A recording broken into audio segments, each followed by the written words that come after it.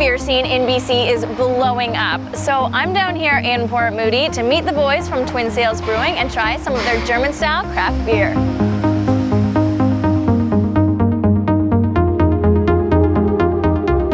Port Moody's got a great craft beer scene so far. We're the third brewery to open up, a fourth coming soon as well.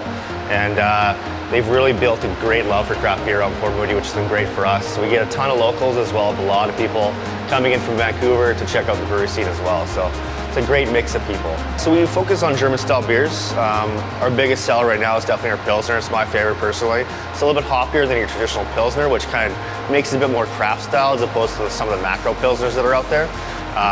You know, we use noble hops in all of our beers because they are German influenced. So you do get a lot more of that kind of spice and clove character as opposed to like that big hoppy aroma from a traditional American hop. We also do a lot of Hefeweizens, which are proved to be very popular as well. So to come down to our taste here would be, 10 feet from our tanks is a pretty cool atmosphere, especially since if you come down in the early afternoon, they're actually brewing the beer on site. Hey, I'm Cody and this is Clay. We're from Twin Sails Brewing. Come check us out in Port Moody, BC.